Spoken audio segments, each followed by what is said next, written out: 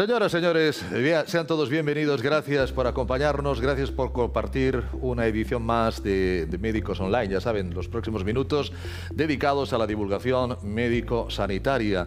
Y hoy concretamente vamos a empezar hablando de una patología muy común, muy frecuente, sobre todo a partir de determinadas edades. Hoy vamos a centrarnos en el ojo y concretamente en las cataratas, en la cirugía de las cataratas. Y vamos a apoyarnos en esta divulgación con los conocimientos del doctor Rubén Delgado, que es oftalmólogo especializado en cirugía corneal y cirugía de la catarata del Centre Oftalmològic Arumí. Doctor Delgado, Rubén, bienvenido y gracias por acompañarnos. Buenos días, muchas gracias a vosotros. Doctor, las cataratas, frecuentísimas, sobre todo a partir de determinada edad. ¿Quién no tiene que someterse a una intervención de cataratas? Pero antes que nada, ¿qué son las cataratas, doctor?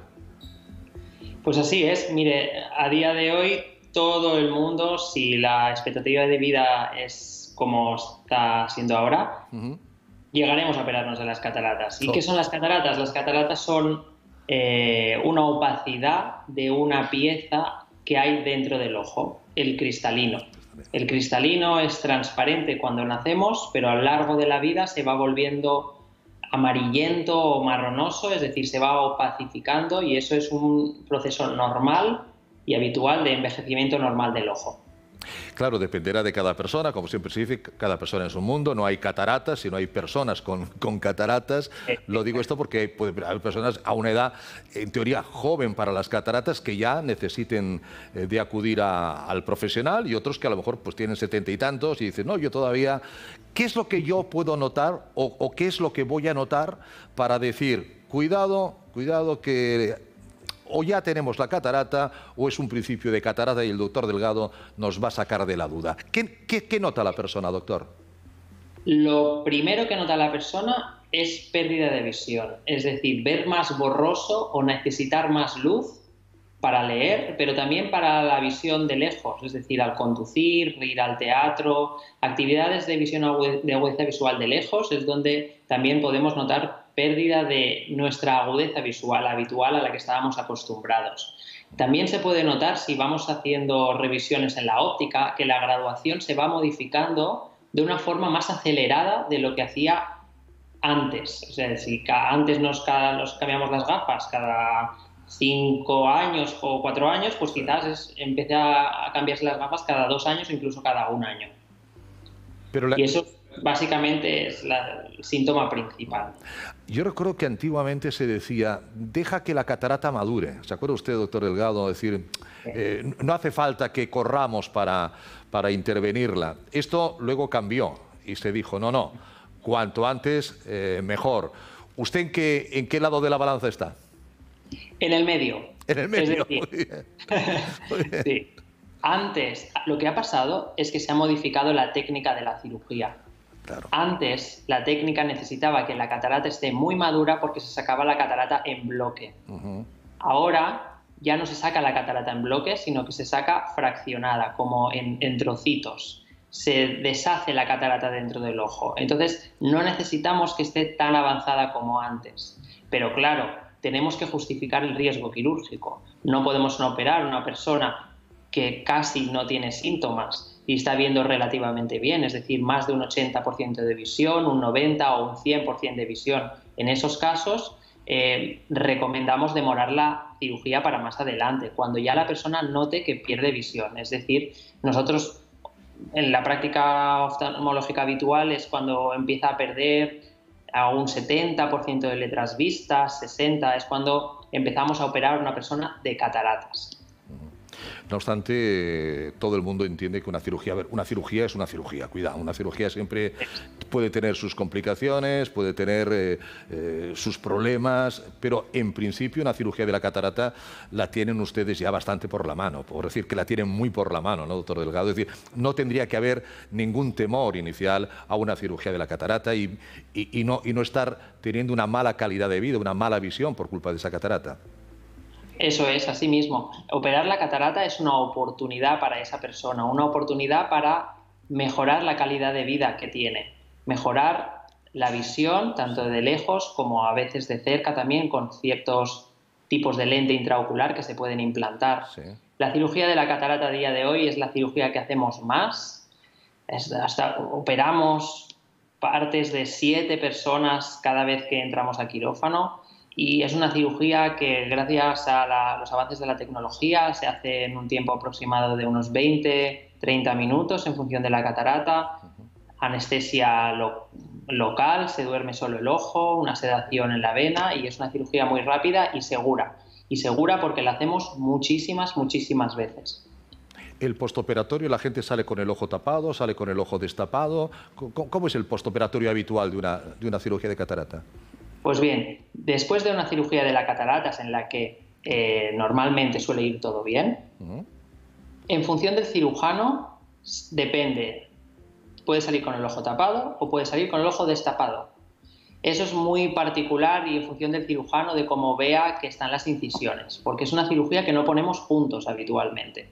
Es decir, que el ojo, por donde hemos operado, no ponemos ningún punto, se sella solo, y entonces la persona sobre todo tiene que estar muy tranquila en casa, puede caminar, pero no hacer esfuerzos superiores a caminar. La primera semana del postoperatorio es donde notará a esta persona una gran mejoría de la agudeza visual. A partir de la primera semana se va ya estabilizando la visión, pero va mejorando a lo largo de un mes posoperatorio. En este mes posoperatorio es donde tenemos que ir cuidado con los traumatismos en el ojo. No pueden hacerse deportes de impacto, no se puede sumergirnos en el mar o piscinas. Entiendo. Tenemos que ir con cuidado. Yo le digo a mis pacientes, sobre todo la primera semana, es como si llevara un collarín. Tiene que ir con la cabeza bien erguida e intentar no agacharse ni levantar pesos. Pero más allá de eso no comporta más. También, según el autor, operamos un ojo o operamos los dos. Puede haber cataratas en un solo ojo y en el otro que se nos haga más tarde. Si hay 2 cataratas, ¿usted las opera a la vez o primero uno, vamos a ver que pase ese postoperatorio y luego vamos a por el segundo? Muy buena pregunta. Entonces, en función de cada paciente, tendremos una catarata ya bilateral, que es para operar o no, o puede ser que solo esté un ojo más avanzado y se opera uno. Mi práctica habitual, y yo creo que es la más generalizada, es operar primero un ojo y si el otro se tiene que operar, lo operamos en un segundo tiempo. Normalmente dejamos unas 2 semanas entre uno y otro para ver cómo va evolucionando el primer ojo y hacer la cirugía de la catarata del segundo ojo con seguridad. Si se quiere esperar más o el paciente lo desea esperar más, podemos esperar más. No hay ningún problema, ¿vale? Eso siempre en función de la graduación que tenga. El paciente puede notar más esa diferencia entre ojo operado y ojo no operado o no. Hay gente que no nota absolutamente nada de diferencia. Hay un tema ahora que dice el tema de la graduación. Claro, las cataratas es una cosa y las dioptrías son otras. Es decir, si yo tengo miopía y me operan, me quitan la catarata, yo veré más claro, pero deberé seguir llevando gafas, supongo, ¿no? Depende. Depende. Eso me explico. Entonces, en la cirugía de la catarata se retira el cristalino, que es una lente natural del ojo, sí. Y nosotros siempre debemos poner una lente intraocular obviamente artificial. Esa lente ya va a ir graduada para la mayoría de las dioptrías que tiene esa persona, ¿vale? Entonces, es decir, si es miope, pues se pondrán toda la miopía que tenga esa persona en esta lente intraocular, es decir, que ya va graduada, pero va graduada sobre todo para la visión de lejos. Eso es la lentes estándar, ¿vale? Luego hay otras lentes que en función de si tenemos astigmatismo o no, pues nos lo puede corregir. Y entonces, si tiene miopía y astigmatismo a la vez, podemos poner una lente que corrija la miopía y el astigmatismo a la vez. Eso nos dará una visión de lejos bastante buena, con independencia de... Es decir, hacemos un 2x1, claramente, doctor. Exacto. Entonces podemos llegar a eso. Independencia de gafas de lejos y también de cerca. Eso también, pero se tiene que ir estudiando en función de cada ojo. Es decir, cada ojo nos da unas opciones. Entonces tenemos que hacer un estudio previo para asegurar o como mínimo estimar que esa persona puede estar satisfecha con la cirugía.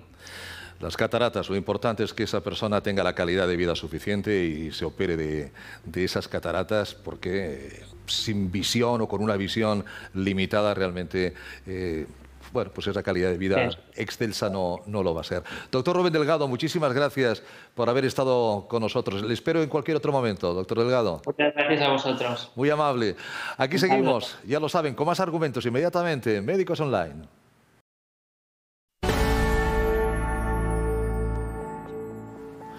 Pues continuamos y lo vamos a hacer abordando un tema ciertamente complejo, un tema con una importancia personal y social de mucha relevancia. Hablo de las adicciones. De adicciones evidentemente hay muchas y puede haber adicciones prácticamente de todo lo que, o hacia todo lo que nos rodea. Pero hoy vamos a centrarnos en la adicción al juego, lo que se conoce como ludopatía. Vamos a saludar a Xavier García Godall. Señor García Godall, bienvenido, gracias por acompañarnos. Hola, buenos días, encantado. El señor García Godall es educador social especializado en adicciones del Centro Terapéutico de La Garriga. Antes que nada, Xavier, señor García Godall, para situarnos, ¿qué entendemos desde el punto de vista médico, desde el punto de vista profesional por adicción? ¿Cuándo una persona es adicta a algo? Bueno, la adicción tiene una serie de factores que ayudan a diagnosticarla. Principalmente es cuando una persona no puede dejar de realizar una acción a pesar de las consecuencias adversas que ésta le conlleva. Entonces es cuando consideramos que realmente ha perdido el control, que su razón le impide controlar una acción, sea el consumo de una sustancia o sea una de las adicciones comportamentales o sin sustancia que cada vez se conocen más. Es decir, está clarísimo, es cuando esa adicción te domina a ti y no tú a la adicción, o esa acción te domina a ti y no tú a la acción, que puede ser estar con el móvil, que puede ser consumir algunas sustancias o jugar, como de lo que vamos a hablar. Mucha gente dirá, hombre, la mejor manera de tratar una adicción evidentemente es eliminándola. Sí, claro, eso es muy fácil, como el que quiere dejar de fumar, pero luego no es tan sencillo. ¿Cómo ha de tratarse una adicción, señor García Godall? Bueno, a ver, el mejor recurso que tenemos para tratar una adicción siempre es la terapia de grupo.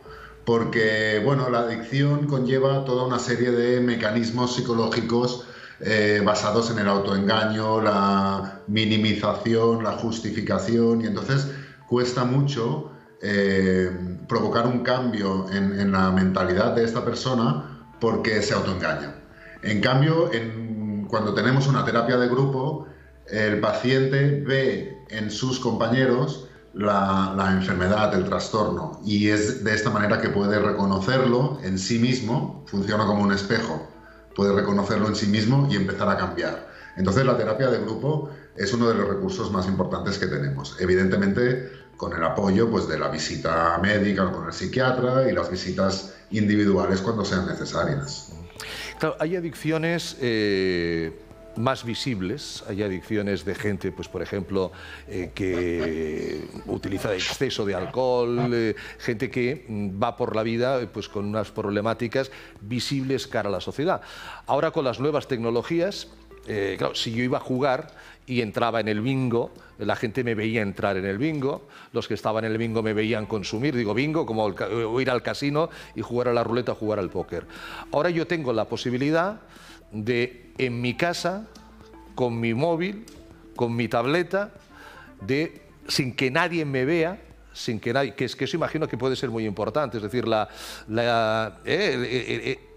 exacto, de poder hacer una acción que en un principio puede ser lúdica, pero puede acabar siendo adictiva. Y no solamente eso, sino que estamos abriendo el abanico a agentes de edades menores de edad, que también pueden entrar en edades tempranas en la ludopatía. ¿Han notado ustedes un aumento de esta adicción desde que tenemos todas estas casas de apuestas, todas estas publicidades y esta facilidad de acceso a ellas?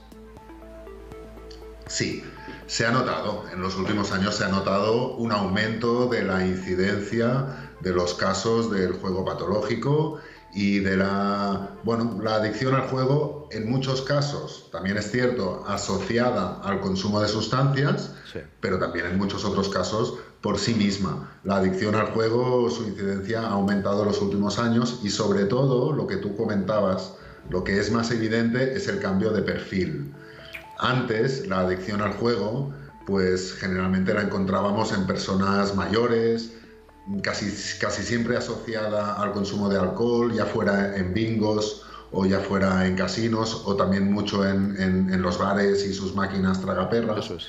Y ahora, en cambio, el perfil del adicto al juego ha cambiado. Se ha convertido en una persona joven que juega desde casa mayoritariamente, con este cierto anonimato que implican las nuevas tecnologías y las redes sociales, e incluso en muchos casos, saltándose la legislación vigente, menores de edad acceden a los juegos online y provocan verdaderos desastres económicos en las familias. Vamos a pensar de que no hablamos de menores de edad, vamos a pensar de que hablamos de personas adultas que pueden empezar pues por divertirse. Voy a poner a ver quién marca el próximo gol, a ver, porque ahora todo está relacionado también con las apuestas deportivas. ¿Cuándo uno, señor García Godall, Xavier, puede ser consciente de que lo que está haciendo, ya vemos en los anuncios, si no te diviertes no vale la pena o algo así, no sé? Bueno, ¿cuándo uno tiene la sensación de que está dejando de divertirse y que realmente se está enganchando? ¿La persona es capaz de saber esa línea difícil cuando la ha traspasado? Claro, en muchos anuncios advierten y piden a los clientes que jueguen responsablemente. Porque les obligan, seguramente. Sí, claro, están obligados les obligan a ponerlo, claro. Igual que bebe con responsabilidad, ¿no? Exacto. Exactamente lo mismo. Entonces, pero claro, hasta cierto punto eso también se está pidiendo un imposible. Porque si una persona tiene toda una serie de factores de riesgo a nivel psicológico, a nivel del momento en el que él esté pasando en la vida, a nivel de su entorno, su situación de ese momento, es imposible que él juegue responsablemente, porque el juego, igual que la bebida o las drogas ilegales, pues tiene un factor adictivo. Y entonces ahí la responsabilidad personal se anula completamente. Claro, yo te podría decir, bueno, hay algunas medidas que uno podría adoptar para intentar controlarse, ¿no? Es decir, una de ellas, la más típica que se suele recomendar, es la de decir, bueno, ponte un presupuesto previo, racional, que tú sepas que puedes asumir perfectamente, y no pases de ese presupuesto. En el momento en el que tú tengas la tentación de saltarte ese propio presupuesto, indicativo de que la cosa va mal. Pero en todo caso, muchas veces las alarmas saltarán antes en el entorno, en la familia, en la pareja, que no en la propia persona. El problema de las adicciones a veces es que efectivamente se lleva la salud de la persona, el entorno familiar, el entorno laboral, según cuál sea la adicción. Un adicto no es un vicioso, señor García Godall. Un adicto es un enfermo, ¿no? Sí, así es. La adicción es una enfermedad reconocida por la OMS desde los años 50 y no tiene que ver la moral o el bien o el mal o la fuerza de voluntad. Simplemente hay toda una serie de factores a nivel biológico y fisiológico y social que hacen que ciertas personas desarrollen una incapacidad para controlar determinadas acciones, cuando otras personas pues les puede parecer imposible, porque ellas lo controlan perfectamente, pero para otras personas no pueden, y realmente es un trastorno, es una enfermedad. Claro, al no poder dar tú mismo esa señal de auxilio, imagino que el que lo tiene que dar es el familiar, es el amigo, es el entorno más próximo a esa persona. ¿Cómo pueden hacerlo, señor García Godall? Bueno, para los familiares, efectivamente, muchas veces les toca el papel de dar la señal de alarma, de pedir ayuda y de confrontar a la persona con lo que le está sucediendo, ¿no? ¿Qué se puede hacer como familiar? Sobre todo, no negar el problema, no ser cómplice de esa persona que está teniendo problemas, ayudándola a tapar o a salvar las consecuencias de lo que hace, sino confrontándole con lo que está sucediendo. Nosotros hablamos, cuando hablamos con familiares, muchas veces les promovemos lo que nosotros llamamos el amor duro. Es decir, como te quiero, voy a ser duro contigo, te voy a decir las cosas como son, voy a poner límites, te voy a empujar a que aceptes ayuda profesional, y lo que sobre todo no vamos a hacer es negar el problema, esconderlo o convertirlo en un tabú. Vamos a hablarlo, vamos a poner las cartas encima de la mesa y a pedir ayuda. Vamos a hablarlo, vamos a pedir ayuda y vamos a solucionarlo. Xavier, ¿se solucionan habitualmente todos estos problemas de ludopatía? Sí, la adicción es una enfermedad que tiene tratamiento. Hay mucho la leyenda de que un adicto pues tendrá permanentemente recaídas y que es como un vía crucis que le va a tocar vivir a esa familia el resto de su vida, pero no es así. Somos testimonios que hay muchos casos de recuperación en que la persona puede normalizar completamente su vida. Eso sí, es evidente, nunca más se podrá poner en contacto con ninguna conducta adictiva y tendrá que tener cierto cuidado el resto de su vida de protegerse y de cuidarse, pero se adquiere nuevamente una vida completamente normal. Las adicciones. Xavier García Godall, educador social especializado en adicciones, Centro Terapéutico La Garriga. Muchísimas gracias, Xavier, ha sido un placer. Cuídate mucho. Gracias a vosotros. Hasta pronto. Ya ven, Adiós. Las adicciones, un tema que abordamos aquí, en TVCAT, aquí en Médicos Online.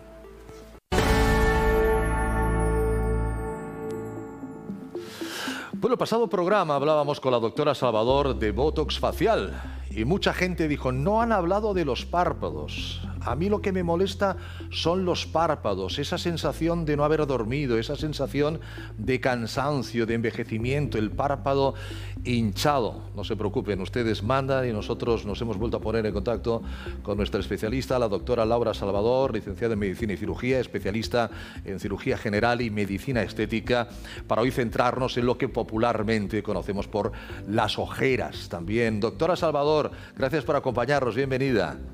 Hola, gracias. Fíjese, a la gente le interesa mucho el Botox, evidentemente, como hablábamos el otro día, pero también el tema de los párpados, lo que en términos de cirugía plástica se llama la blefaroplastia, ¿no? La medicina estética, ¿qué puede hacer para mejorar ese aspecto cansino, incluso de mayor edad, de unos párpados inflamados, por ejemplo?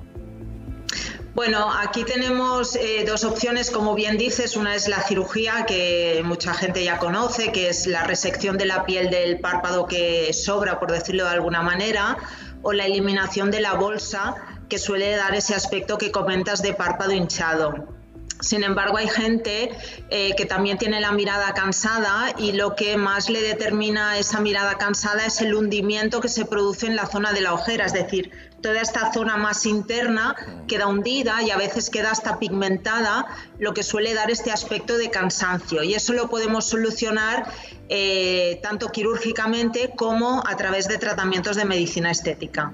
Efectivamente, cuando uno no ha dormido, sobre todo la gente joven, aparece ahí un color como morado que te delata que has tenido una noche o de estudio o de liberación, ¿no? ¿Esto ocurre a todo el mundo o hay que tener determinadas, no sé, cuestiones fisiológicas para que se produzca esta situación, esta coloración del párpado?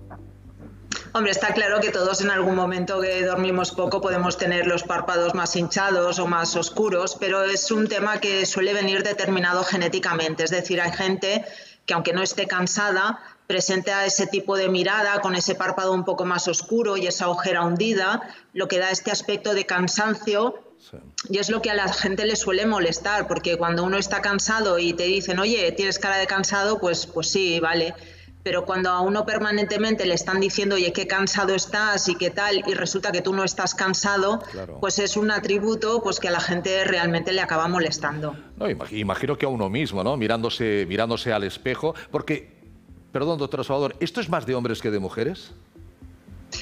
Pues es de hombres y de mujeres, pero es cierto que hay una gran proporción de hombres que también presentan estas características de ojo cansado. A lo mejor la mujer con el maquillaje puede disimularlo más que un hombre que evidentemente, bueno, pues y la mujer también, ¿no?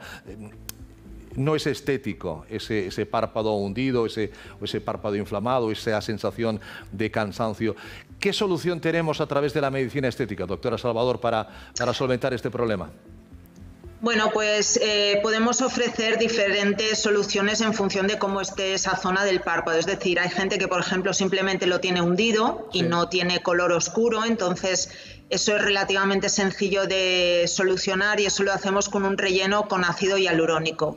Ponemos el ácido hialurónico en la zona de hundimiento de la ojera y de repente tenemos a una persona ya sin tener cara de cansancio. El tema se nos puede complicar un poco más cuando además de tener esto hundido, pues tienen ese color azulado, como bien hemos comentado. Sí.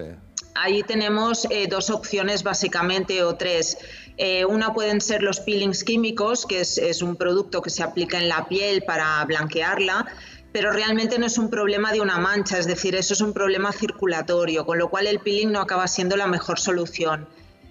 Podemos utilizar otra técnica que se llama carboxiterapia, que consiste en infiltrar CO2 en esa zona y mejorar la circulación de la zona. Esta es una opción que suele funcionar bastante bien para la gente que tiene como base el problema circulatorio, y si no, disponemos de algún tipo de láser especializado para quitar también esa coloración morada o más oscura que presenta la ojera. Como decíamos también el otro día con el Botox, siempre lo importante es hablar con el profesional, hablar con la doctora Salvador y encontrar dentro de toda esa gama de opciones que tenemos cuál es la más indicada a nuestra situación. Estamos hablando de tratamientos largos en el tiempo, me refiero de una solución larga en el tiempo, o habrá que ir repasando ese párpado. ¿Volverá a hundirse, volverá a salir el color azulado o no? Bueno, los tratamientos en general de medicina estética necesitan por lo menos lo que le llamamos un mantenimiento, es decir, nosotros hacemos un tratamiento, solucionamos un problema, pero evidentemente no son tratamientos permanentes en el tiempo como sí lo son más los tratamientos quirúrgicos. En nuestro caso, pues si realizamos un relleno en la zona de la ojera, los rellenos suelen tener una duración aproximadamente de 1 año. Sin embargo, la ojera es una zona un poco especial, diríamos, dentro de la cara, que tiene, diríamos, un mal drenaje. Es decir, como vosotros sabéis, cualquier cosa que nos ocurre en la ojera siempre nos dura muchísimo más que otra cosa que ocurre en otra parte de la cara. Por ejemplo, un morado en la ojera pues nos puede durar 2, 3 semanas, hasta 1 mes, porque tenemos mal drenaje. Eso, si lo aplicamos a nuestro tratamiento de medicina estética, puede presentar una ventaja, y es que ese ácido hialurónico, que habitualmente puede durar 1 año, pues en la ojera nos puede durar un poquito más, precisamente por ese mal drenaje que tiene la ojera. En cuanto a la coloración, perdón, no, te iba a decir que en cuanto a la coloración depende. Hay gente que la decolora si dura un tiempo largo, y hay gente que, al tener una base más genética, pues bueno, tiene que venir más frecuentemente al tratamiento. Trabajar tan cerca del ojo conlleva mucha seguridad, mucha, bueno, conocimiento del tema y saber realmente colocar ese ácido hialurónico o el tratamiento que al final se decida de una manera muy exacta, ¿no? Sí, realmente la zona del contorno del ojo es una zona muy delicada, es anatómicamente compleja, y yo recomiendo que a cualquier persona que se haga un tratamiento en esa zona se ponga en manos de un especialista que tenga cierta experiencia en tratamientos en esas zonas. Primero podemos ir a la medicina estética y luego a lo mejor podemos ir a la cirugía, a la blefaroplastia, ¿no? Ningún problema. Efectivamente. Porque luego también hay otro tema que ya hablaremos algún día, a lo mejor con el doctor Benito, del párpado superior, que también el párpado superior, con la edad o por razones de que la musculatura cede, hay párpados que se van cayendo y hay que ayudarles a que se levanten. Las ojeras, un buen descanso es fundamental, doctora Salvador. Además del ácido hialurónico, además de la medicina estética, 8 horitas o 9 de buen descanso, lo mejor para la ojera, ¿eh? No hay nada como los hábitos saludables, descansar, beber agua, hacer un poco de deporte, todo eso siempre nos va a ayudar a, evidentemente, tener un mejor aspecto general y a que nuestra ojera no lo sufra tanto. Consulten, pregunten, ya saben, ahí está Anti-Aging Group Barcelona para encontrar la mejor solución para eliminar esa sensación de cansancio, esa sensación incluso de malestar que puede provocar esas ojeras. Doctora Salvador, Laura, muchísimas gracias como siempre, un placer, cuídese mucho. Gracias a vosotros, hasta otro día. Hasta pronto, gracias, doctora Salvador. Las ojeras, y nosotros buscando y encontrando soluciones en nuestros expertos, como siempre, aquí en Médicos Online.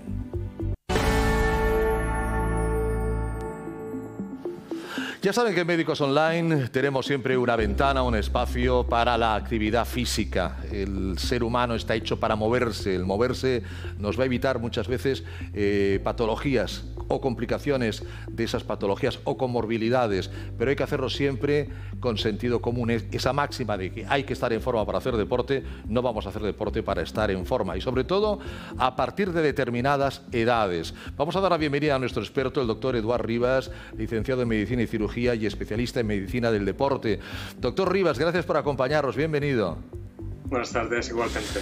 Yo cuando era joven me decían de los 40 para arriba no te mojes la barriga. Hoy vamos a poner el escalón un poquito más alto, los 50, porque los 50 de ahora son los 30 de esa época. Hacer deporte a partir de los 50 años. Hay gente que a lo mejor no ha hecho deporte nunca y ahora porque el médico se lo dice, o porque ha cambiado sus hábitos, o porque ve a sus compañeros o amigos, dice, caramba, me voy a poner yo aquí en forma, no voy a hacer el six-pack, ¿no? Pero bueno, voy a intentar estar en forma. ¿Qué beneficios aporta el deporte a partir de los 50 años, doctor Rivas? Beneficios todos, porque son beneficios tanto a nivel físico como a nivel mental. A nivel físico, pues bueno, muchos ya están bastante estudiados. Puede mejorar la tensión arterial. A nivel del azúcar en sangre, pues estos estados de hiperglucemias, de diabetes, prediabetes, pues mejora el azúcar en sangre. A nivel emocional, pues en cuanto a la ansiedad, la depresión, pues también tiene su efecto. Son innombrables. Además, a mí me han dicho siempre, doctor Rivas, que estos beneficios que usted acaba de mencionar, el bajar la tensión arterial, el reducir la insulina, ¿no? Las personas que son diabéticas o prediabéticas, que estos valores bajan o se normalizan muy rápidamente, es decir, en los primeros días o en las primeras semanas de la práctica deportiva. Bueno, ahí te diría que quizá no es tan así. De hecho, en cuanto a la diabetes, lo que hace no es tanto que baje la insulina, sino lo que hace es mejorar cuando hay una diabetes tipo 2, diabetes del adulto, lo que hay es una resistencia a la acción de la insulina, y lo que hace el ejercicio es vencer esta resistencia, sobre todo a nivel del tejido muscular. Hay una cosa que tenemos que tener en cuenta cuando ponemos a hacer ejercicio físico, que muchas veces no pensamos en esas mejoras de estado de salud, sino en encontrarnos mejor, que nos vean mejor, ¿no? Mejorar nuestro aspecto físico, básicamente yo creo que ahí tendríamos que centrarlos. Pero tenemos en cuenta que realmente el ejercicio nos va a ayudar en nuestra salud, pero tenemos que intentar que este ejercicio físico no deteriore nuestra salud, no generemos las temidas lesiones deportivas por las que pasa todo el mundo. Claro, porque yo le preguntaba por los beneficios, pero lógicamente si nos vamos al otro lado de la balanza, yo he de preguntarle qué riesgos tiene hacer deporte, y entendemos lógicamente un deporte descontrolado por nuestra cuenta y riesgo, sin pedir la información al que debemos de pedirlo, que es al experto, al médico especialista en medicina del deporte, porque a partir de los 50, doctor Rivas, el que no tiene un ajo tiene una cebolla.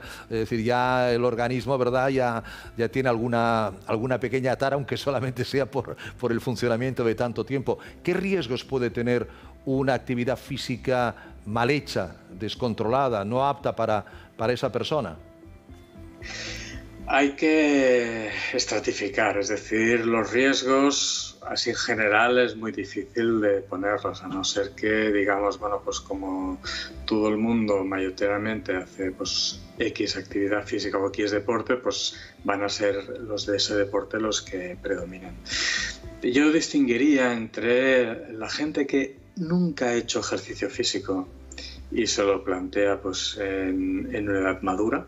No voy a decir 50, voy a decir una edad madura, como la nuestra. Hay otro tipo de población que es la que pues, ha hecho mucho ejercicio físico en edades pues, juveniles, hasta los 20, hasta el inicio de la universidad, y luego pues lo han dejado y que a una cierta edad pues se plantean pues porque el trabajo lo permite, porque la militancia que requiere ser padre o madre pues a ciertas edades pues no te lo permite, pero a partir de una cierta edad pues ya te va dejando un tiempo libre para incrementar tu nivel de ejercicio físico. Y después está la persona que siempre pues más o menos se ha ido manteniendo o haciendo un ejercicio de una forma regular sin estos parones, ¿no? Entonces cada de estos tres grandes tipos de poblaciones que a esta edad, los 50, pues estarían o empezarían a hacer ejercicios físicos, pues a partir de ahí estableceríamos pues una serie de no normas, pero sí unas directrices para hacerlo lo mejor posible. Insisto, lo mejor posible, y lo que hay que hacer es consultar al médico, consultar al especialista antes de hacer cualquier actividad física. Hay que hacerse un pequeño chequeo cardiovascular, por ejemplo, para saber cómo estamos. Pero imaginemos esa persona que no tiene ningún problema y que ahora se está preguntando, doctor Rivas, bueno, me meto en un gimnasio, empiezo a levantar pesas, empiezo a hacer ejercicios de cardio, me cojo la bicicleta, voy a hacer natación, me pongo a correr. ¿Qué le aconseja entre tanta oferta? En un programa de televisión tengo que aconsejarle que vaya a consultar con su doctor, porque el gran problema son las enfermedades silentes, es decir, enfermedades que no se han manifestado, que las tenemos, pero cuando llevamos a nuestro organismo a un estrés, en este caso físico, por un incremento de actividad física, que generalmente se empieza de una forma desbocada y muchas veces sin tampoco el seguimiento de un especialista en actividad física, un entrenador, entre comillas, pues la primera manifestación pues, puede ser realmente muy grave, ¿eh? Entonces siempre diría, mira, mejor vamos a hacer una prueba de esfuerzo, que es lo que todo el mundo lo asemeja, ¿no? En los principios de temporada del fútbol, del baloncesto, a todos los equipos en la bicicleta o en el tapiz rodante, pues haciendo una prueba de esfuerzo con los electrodos puestos y tomando la tensión, y esa sería lo ideal. A partir de ahí, y que, bueno, se detecta que no tenemos ningún problema,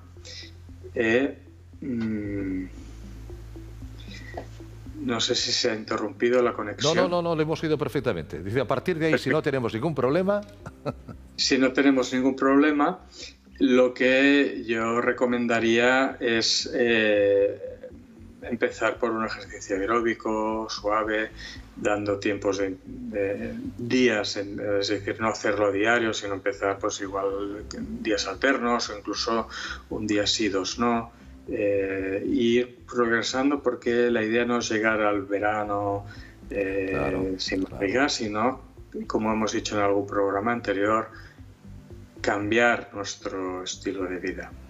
Usted dijo en un programa anterior, se puede perder 2 kilos al mes tranquilamente, y rápidamente hicimos la multiplicación, son 24 al año, es decir, poca broma. ¿Habría que hacerle un monumento, una estatua, ponerle el nombre, una calle al andar, doctor Rivas? Es relativo. El andar depende de qué edad tenemos. No es un ejercicio suficientemente vigoroso como para que lo podamos considerar deporte beneficioso a nivel físico. Todo ejercicio necesita superar un umbral de potencia energética para que tenga una traducción en nuestro organismo. Entonces, andar, pues hay que vigilar, la persona joven que yo ando, a ver, porque quizá necesitas alguna cosa más. Otra cosa es que digas, bueno, es que ando, pero no sé, hago 3 o 4 horas andando cada día, pero poca gente tiene este tiempo. Claro. Andar, ojo, porque quizá está sobrevalorado en cuanto a esto, en que no sobrepasar este umbral de potencia energética mínima para que tenga un efecto a nivel aeróbico. Claro, lógicamente hay varias maneras de andar. Una es mirando escaparates, saludando a los amigos del barrio, y eso evidentemente dice, no, si he estado 3 horas en la calle, pero habrás andado nada. Y otra cosa es, como siempre se dice, ¿no? Como si fueras a perder el autobús, ¿no? Es decir, que se te escapa el autobús y aquello que... Sí, siempre hemos oído, ¿no?, que cuando tú haces un ejercicio aeróbico tipo andar y, bueno, vas perdiendo el aliento, sí. Ahí sí que... Ahí hay que parar. Ahí sí que estás en un punto energético interesante.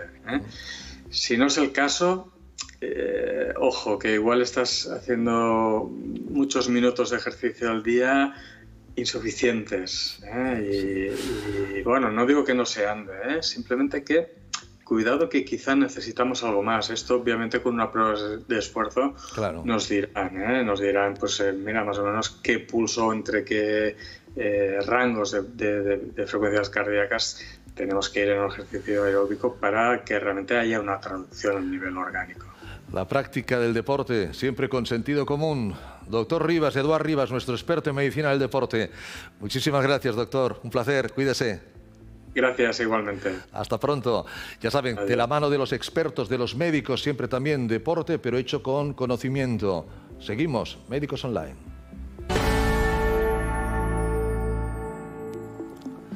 Seguro que ustedes han oído hablar muchas veces, de hecho en este programa hemos hablado varias veces de la ortodoncia y saben lo que es, saben para qué se utiliza, pero tal vez no sepan para qué se utiliza y qué es la ortodoncia quirúrgica y qué es la cirugía ortográfica. Para saberlo hay que acudir al conocimiento de un maxilofacial, de un cirujano maxilofacial. Y nosotros tenemos la suerte de contar con el doctor Joan Birbe, director de Clínica Birbe, que es un excelso maxilofacial. Doctor Birbe, bienvenido y gracias por acompañarnos. Muchas gracias, buenas tardes. Doctor, ¿qué es la ortodoncia quirúrgica? La ortodoncia lo sabe todo el mundo, pero ¿la quirúrgica qué es? Sí, la ortodoncia es muy fácil. Ortos, recto, doncia, dientes, poner los dientes rectos. Sí. En algunos casos es muy sencillo, solo hay que mover dientes. No obstante, en otros casos es más complejo porque el problema no reside solo en los dientes, sino en el hueso donde están los dientes. Y cuando hay una malposición de la mandíbula o del maxilar y esto conlleva un problema de oclusión, entonces hablamos de ortodoncia quirúrgica que se combina, se asocia a un tratamiento quirúrgico de cirugía ortognática. Ortognática quiere decir recto, poner las cosas en su sitio, natos, quiere decir oclusión, pues lograr una buena oclusión.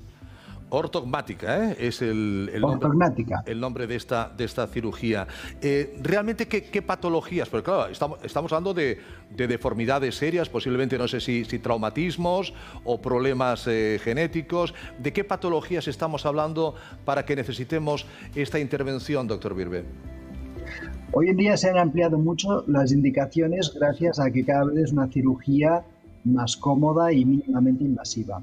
Inicialmente era una cirugía que se hacía para solucionar prognatismos o retrognatias, mordidas abiertas, problemas oclusales de origen esquelético. Posteriormente se empezó a asociar a un componente estético y ha pasado a llamarse cada vez más cirugía ortofacial, en la cual lo que intentas hacer es equilibrar las proporciones faciales de forma que tengas una cara lo más armónica posible. Y últimamente se asocia además al tratamiento de la apnea obstructiva del sueño, un problema respiratorio durante el sueño en el que el paciente no solo ronca, con lo cual hace insoportable la compañía del compañero de cama o compañera de cama, sino que además deja de respirar. Hay una apnea durante el sueño que se asocia a problemas médicos graves como hipertensión, diabetes, somnolencia nocturna, irritabilidad, etcétera. La cirugía ortognática hoy en día es el único tratamiento curativo de la apnea obstructiva del sueño. Claro, y nos evitamos esas mascarillas, esos CPAPs que son Exacto. tremendamente molestos, que bueno, no te dejan evidentemente una movilidad a la hora de dormir. Con esa cirugía lo solventamos, sea cual sea la causa de esa apnea, doctor. No, sea cual sea la causa, no. Tiene que ser una apnea obstructiva del sueño. Hay apneas de origen central donde el problema está en el cerebro y ahí no podemos hacer nada. Cuando el problema está en que al dormir la lengua colapsa la vía aérea o la campanilla, la úvula colapsa la vía aérea, entonces es curativo y es donde la cirugía ortognática te libra de la máscara de oxígeno de la CPAP.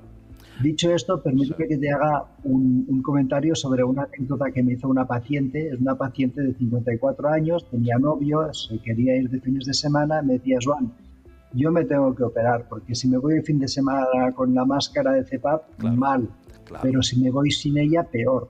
Con lo cual realmente se operó y su vida cambió radicalmente. Lógicamente. Estamos oyendo y estamos viendo, doctor Virbe, la magnitud y las posibilidades que tiene esta cirugía ortognática, porque también yo le veo, y usted lo acaba de mencionar, una relación con la cirugía estética y plástica. Total. De hecho, la cirugía ortognática sería la cirugía estética del esqueleto facial. Eso es. Y hay un dicho muy conocido entre los cirujanos faciales donde decimos que la belleza empieza en los huesos. Una cara bonita es aquella que tiene, permíteme que haga esta expresión, ¿no?, que tiene unos huesos pues bonitos, que permite que la máscara facial que se adapta sobre ella, pues lógicamente transmita una belleza a nivel de superficie, ¿no? Pero grandes desproporciones, ya sea caras muy largas, caras muy estrechas, caras asimétricas, mandíbulas demasiado prominentes o de mandíbulas demasiado cortas, ¿no?, el llamado perfil de pájaro. Todo esto se asocia a una gran corrección cuando hacemos una cirugía ortognática. Dicho esto, lógicamente, no podemos dejar de olvidar y manejar igualmente todo lo que es la cirugía de partes blandas, el lifting de la cara, el lifting del cuello, el lifting de las cejas, la rinoplastia, que muchas veces son cirugías que se pueden asociar como procedimientos complementarios a la cirugía ortognática. Siempre se ha dicho, aparte de una buena nariz, de unos buenos ojos, de unos buenos pómulos, la importancia de la mandíbula, como usted decía, dentro de la estructura, dentro de la armonía, ¿no? Es decir, esta es una mandíbula masculina, esta es una mandíbula femenina, es decir, para buscar, digamos, el tótem de belleza, de género, ¿no? Exacto. De hecho, una de las cirugías más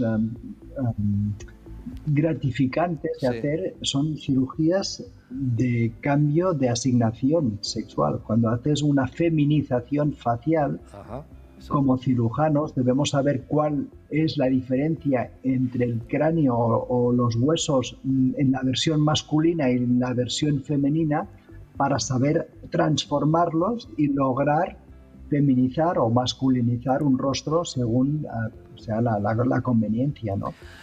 Vemos, insisto, que por ejemplo, una cara masculina típicamente tiene unos ángulos mandibulares cuadrados, bien definidos, un mentón más prominente, unos pómulos bien definidos, es típica cara que ves en revistas de modelos. Eso es. Una cara femenina tiene un mentón mucho más ovoide, una anchura entre los ángulos de la mandíbula más estrechos, una frente con una implantación del pelo más baja, unas cejas por encima del reborde orbitario. Todo esto son signos que nosotros estudiamos para transformar según nos convenga y queramos obtener un resultado u otro.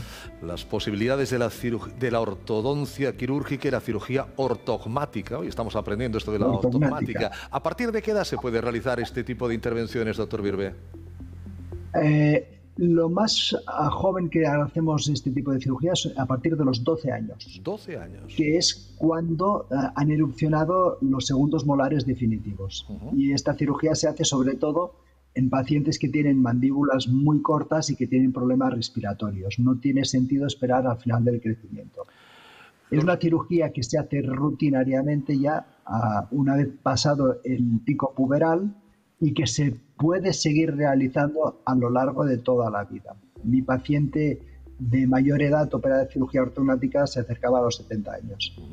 ¿Y los resultados son rápidos a la hora de ver el cambio físico y estético? ¿Son espectaculares, doctor Birbe? Sí, el cambio es inmediato. De hecho, podemos hacer una fotografía en el mismo quirófano y enseñársela al paciente después y verá el cambio inmediatamente, ¿no?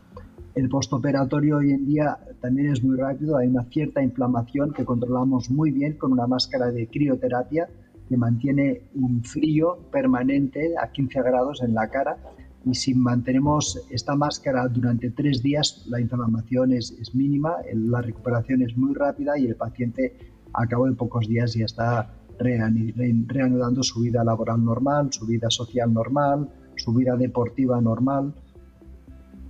Tema, insisto, apasionante.